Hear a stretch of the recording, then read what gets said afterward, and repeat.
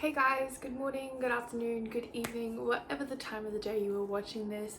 Welcome back to my channel. My name is Connor Tokarengi, if you don't already know.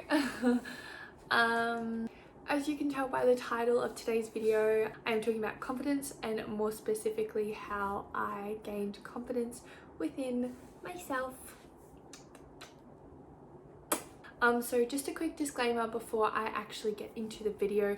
I am in no way, shape or form telling you this is how you gain confidence. I'm not saying that my tips are the right way. I'm not saying they're the wrong way either. This is just how I have developed more as a person and perceived myself more in a positive manner, improved my body image, my confidence. But I am not saying that this is how you should do it, because this is what it will happen for you. Everyone learns differently, everyone reacts differently, so again, I'm not saying that this is what you need to do. I also want to disclose that what I talk about in this video is for me personally. It's what I'm saying are my flaws and my insecurities. I'm not saying this so that you can go along and think that, oh, well, if they're her insecurities, maybe I should be insecure about them. No, 100% no. And so I'm very hesitant in posting this, but I'm hoping that people see what I'm trying to do with this, rather than being like, Connor says this, so if this is what's wrong with her, this is probably what's wrong with me too. No. Please, please, please don't do that. I beg you, please. But yeah, in saying that, let's get into the video.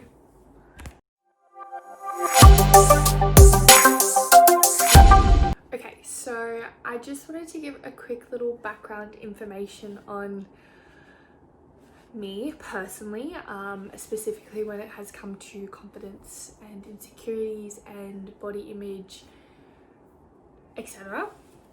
So I was a swimmer growing up, and I'd always be wearing a bikini, but even then I was still like insecure, like, you know, like you can wear whatever the heck you want and people are still going to judge you.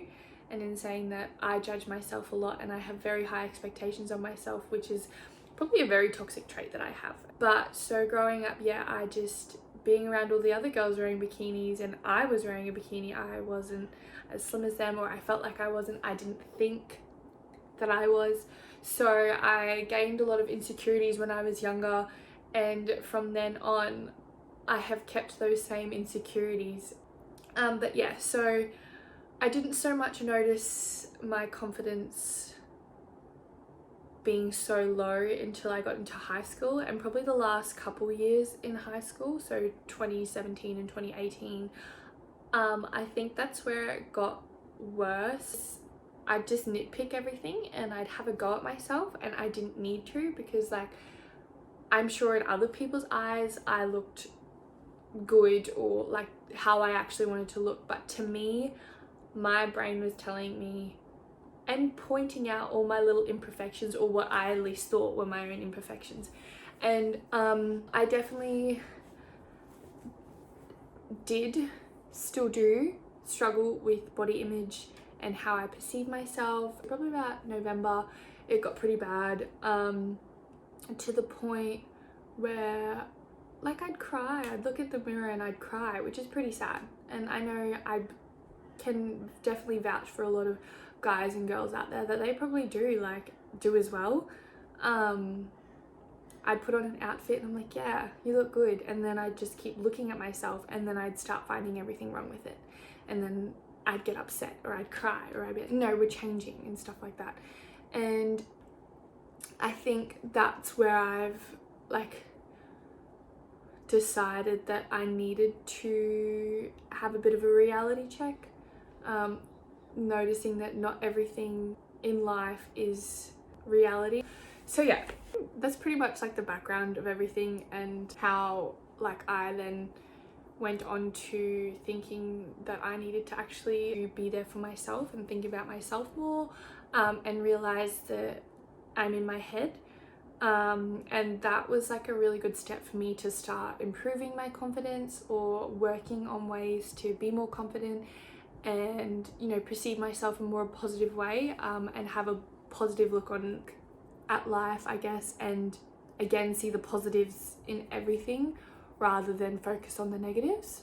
But yeah, so now I want to get into the one thing that helped me the most, and with some assistance by my beautiful boyfriend, who I take my hat off to as well, because he definitely is the main reason why I did this, and that was unfollowing influencers that brought me no, I don't know the right word, that brought me no joy when I scroll through Instagram. I don't know if that makes sense. Like, I'm not saying that these influencers that I did follow that I now unfollow were bad people. Like, that's not what I'm saying at all. I'm just saying that because I have such high expectations for myself, I set unrealistic expectations in my head, being like, I need to look a certain way, I need to achieve this goal unrealistically, like I needed to go through all these different things that were so unrealistic. And it wasn't until my boyfriend said to me, you need to unfollow these people, was then what I realized that, oh, shite, maybe something's not right up there. One day, me and my boyfriend sat down on the couch and I went through influencers I did follow at the time and looked at ones that I did not engage with. So yeah, that's what I did. And now, like 3 to 6 months down the track, I am a lot more happier and confident. I'm definitely not where I want to be, but I'm slowly getting there. I think in my head something was like rotating in there, being like, that's what you need to look like, when like everybody is beautiful. Like literally everybody is beautiful. I cannot stress that enough. But yeah, so that was my main thing on improving my confidence. But the next thing is I bought this whiteboard. I do daily affirmations, but without even knowing, like subconsciously. And I feel like your subconscious has a lot to do with your body image and your confidence, because subconsciously I'd look at these photos on Instagram, not even realizing that I'm setting these unrealistic expectations for myself. But on my board you can see like just a whole ton of random writing, and that's just like my daily to-dos and my YouTube video ideas and where I have to be, like just a schedule. But along the bottom and the side, you probably can't see it, I have about like 4 or 5 actually daily affirmations, and they are: you are loved, you are enough, you are worth it, it's okay not to be okay, and what you focus on is what you feel. And I only read through them when I had written them, but now like nearly every night I sit on my bed with my whiteboard and I write what I'm doing for the next day, or I just leave myself little notes, and it's almost every night I do this. And while I'm in that thinking process of thinking what else, not even knowing, I'm actually looking at those affirmations and I'm like, oh yeah. And the most important thing that I feel that I have written on that board for me specifically is what you focus on is what you feel, and I will live by that 100%. And I feel like that came across me at a perfect time. There's a really cool guy that I follow on Instagram. His name is Louis Huckstep, and he's into the fitness industry, etc., owns his own gyms and stuff, but he is very big on mental health and psychology. And although he knows that he's not the best of the best in the industry, he does make a really good point in a lot of his videos. And so to me, that account has really helped me, because watching his videos, like I take something out of it. And the most important video to me was the one that said, what you focus on is what you feel. And since then I was like, that is my life motto now. Like and it's 100% true, because like if you are focusing on the negatives in a situation, something bad that has happened, and you're going to pick out all the little negatives in that, then that's how you're going to feel. You're going to feel negative towards that, you're going to have the worst feelings towards it. But whereas thinking of things in a positive manner, You know, say that a negative situation happened, but if you take the positives out of that and you focus on those positives, you're going to feel more positive about it. Yes, you're going to admit that, oh, this bad happened, but there was also this outcome of it. There was this positive outcome or outlook on it. So that's definitely stuck with me. So yeah, that's pretty much just focus on the positives. Yes, it's a negative, it could be a negative situation, but there are positives. And as cliche and cheesy as it sounds, everything does happen for a reason.